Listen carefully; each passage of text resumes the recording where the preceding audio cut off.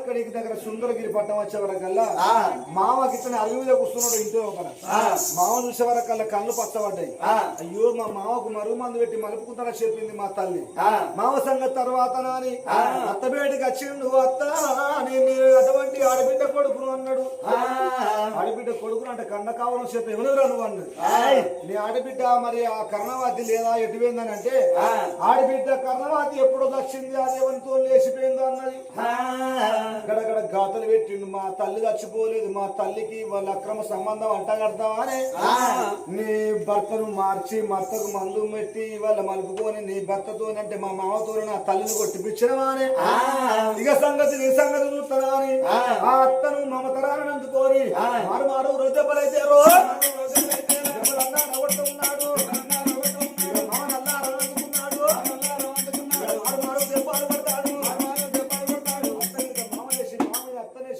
దెబ్బలు కొడుతుంటే మరుగు మందుల పడ్డోడాయ.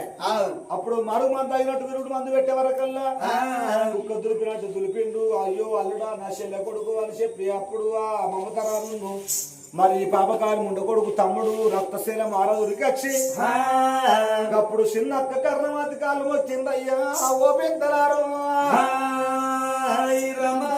మరి అక్క నా తప్పులు మన్నించు, ఆడబిడ్డ నా తప్పులు మన్నించు, ఏదో మాకు తెలియక తప్పు చేసినాం అని చెప్పి కాళ్ళు మొక్కుతంటే అప్పుడు అనుకున్నది మీ రాత ఫలితం కాదు, ఇది నా రాత ఫలితము. నేను యజమ వేసుకున్న పాపం లేంద్రి తమ్ముడు అని చెప్పి ఆ తమ్ముడు మరదలు లేవనంపింది. అప్పుడు అన్నాడు తమ్ముడు, ఓ చెల్లె ఓ అక్కయ్య నాకు ఒక బిడ్డ పుట్టింది, నా బిడ్డ పేరు సుమలతరా అని.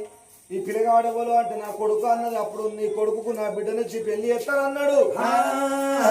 సరే నా తమ్ముడా రారమ్మని అప్పుడు ఆకాశం అంత అరుగులేసి బూదవరంత గద్దెలేసి చిన్నక్క కర్ణవాతి కొడుకు ఆ తమ్ముడు ఆ మమతరాని బిడ్డకు పెళ్లి చేస్తామని మళ్ళా ఉత్తరం రాసిండు. పెద్ద కర్ణవాతికు నువ్వు బావకు ఉత్తరం రాయవసరకల్లా అప్పుడు ఆ పెద్ద కర్ణవాతి భర్తను తోలుకొని వచ్చింది. కానీ ఆ పాపగారి ముండ కొడుకు క్షత్రియ మహారాజు కర్ణవాతి అని అంటే మరదలు కొడుకు పెళ్లి జరుగుతుందని చెప్పి వచ్చేవరకల్లా మరదల ముఖం చూద్దామంటే మనకి ముఖం లేదు. తలనాలకేసుకొని ముఖం బందుకు పెట్టుకొని పోతాంటే బావా నువ్వు నా కొడుకు పెళ్లికి నువ్వు వచ్చినవు బావా అంతే 10,000 నీ తప్పేం లేదు అంతా నా కర్మగ్రాచారం అని బావా నువ్వు మాత్రం చిన్న ఓకంత దండం పెట్టింది. అప్పుడు అందరాకం గుడి కర్ణవాది కొడుకును ఆ రక్తసేవ మారది బిడ్డకు ఆ ప్రేమతోని పెళ్లి చేసిండ్రయ్యా ఓ పెద్దరారు. అప్పుడు ఆ వరకట్నం కింద మరి ఆ రాజ్యం రాసిచ్చిండు రక్తశీల మహారాజు. అల్లుడు రక్తశీల మహారాజు కచేరి వెళ్తున్నాడు. అప్పుడు ఊళ్ళో ఉన్న ప్రజలు ఏమంటారు, రక్తశీల మహారాజుకి జై జై జై అని అంటుంటే ఇది నాది కాదు పేరు, మా పెద్దమ్మ కష్టపడ్డది, మా తల్లి కష్టపడ్డది.